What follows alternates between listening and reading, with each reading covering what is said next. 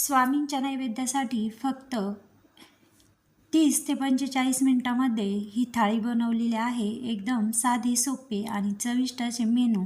आता एक छोटी वाटी मुगाची डाळ आणि एक वाटी तांदूळ असं घेतलेले 2 डब्यामध्ये, कुकरच्या डब्यामध्ये मेथीची भाजी निवडून पाण्यामध्ये 5-1 मिनटं भिजत ठेवलेली आहे आणि एका वाटीत मुगाची डाळही भिजत ठेवली आधी.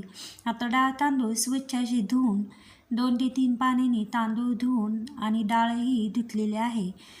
आता हे दोन्ही धुवून तांदळामध्ये थोडंसं मीठ टाकलं आणि मुगाच्या डाळीमध्ये थोडीशी हळद टाकली. आता हे डबे कुकर लावून याचे 3 शिट्ट्या घेतलेल्या आहे.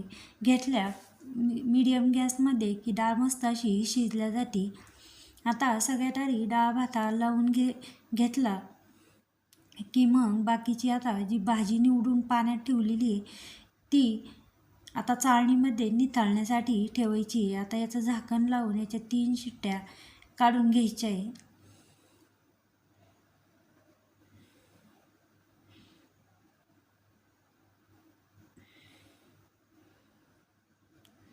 आता एकीकडे एका गॅसवर लगेच ही मेथीची भाजी टाकून दिलेली आहे. आता सगळ्यात आधी स्वच्छ पाण्याने धुवून चाळणीमध्ये पाणी निथळण्यासाठी भाजी ठेवलेली आहे.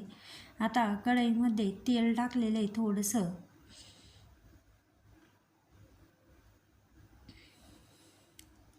आता कापून न टाकता लसूण मिरच्या कापून सुकी भाजी बनवत असतो की कापून आणि लसूणही कापून आणि मिरच्याही कापून टाकतो, पण तसं न टाकता फक्त लसूण आणि मिरचीचा ठेचा केलेला आहे. सगळ्यात आधी तेलामध्ये फोडणी टाकली आणि हा ठेचा तेलामध्ये छान असा भाजून घ्यायचा आहे. लसूण थोडा मेथीच्या भाजीला जास्तच टाकला आहे. आता हा जो लसूण आहे तो तेलामध्ये ठेचून घेतलेला ठेचा केलेला तोही तेलात चांगला असा भाजून घेतलेला आहे.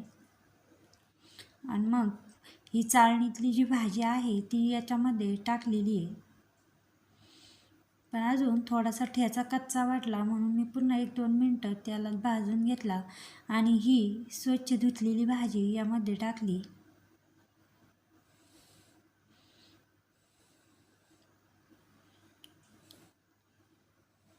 आता भाजीला अजिबातही शेंगदाणे घातलेले नाही, फक्त मुगाची डाळ घातली.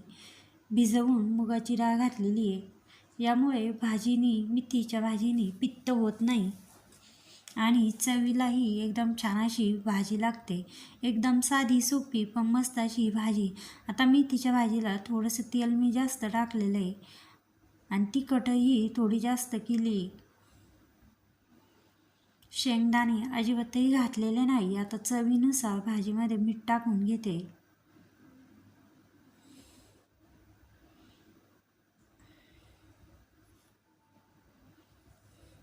आता मीठ सगळीकडं लागल असं भाजी हलवून घेतली आणि झाकण न ठेवताच ही भाजी छान अशी शिजवून दिली.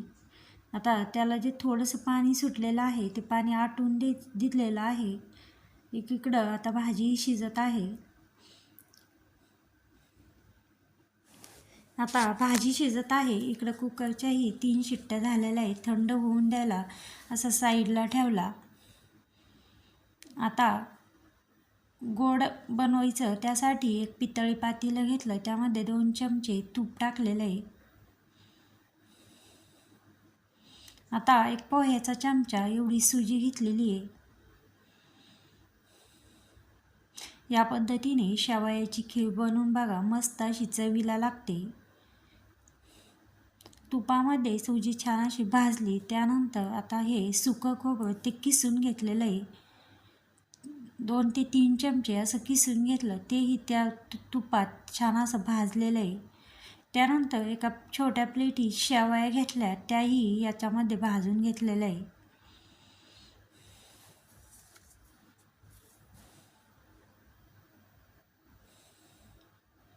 आता दूध आधीच मी तापून ठेवलेलं आहे. आता शेवयाही यामध्ये भाजून घेतलेलं आहे.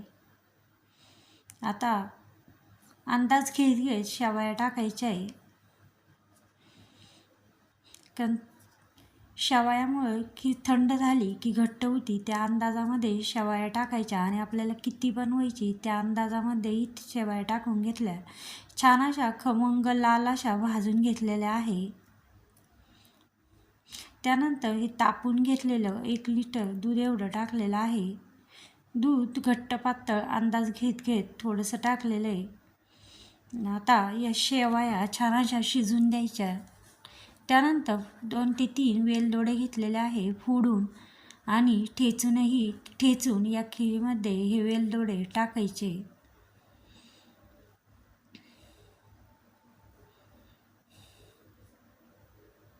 आता एकीकडं भाजी मधून मधून हलवत आहे.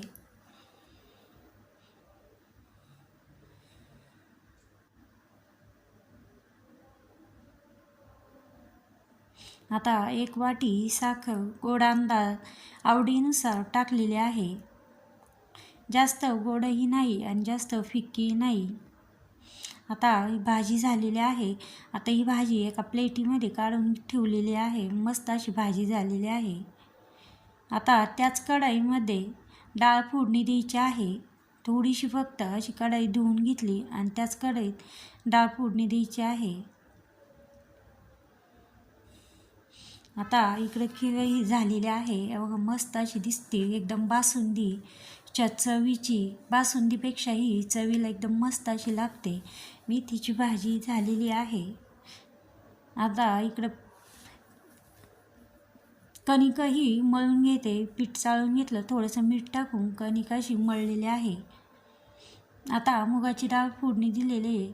कढईमध्ये त्याच उभा कांदा कापला, थोडीशी फोडणी दिली, आलं लसणाची पेस्ट, कांदा टोमॅटो छान असं लालसर भाजून त्यामध्ये थोडंसं लाल तिखट 2 मिरच्या टाकून अशी डाळीला फोडणी दिलेली आहे. आता वेळ झालता म्हणून मुगाची डाळ कशी बनवली ते दाखवलं नाही, पण थोडक्यात अशी सांगितलेली आहे. मस्त अशी कुठलेही मसाले न टाकता फक्त आलं लसणाची पेस्ट आणि कांदा टोमॅटो, लाल तिखट, हिंग, हळद असं एवढं टाकलं, पण एकदम मस्त अशी मुगाची डाळ झाली होती.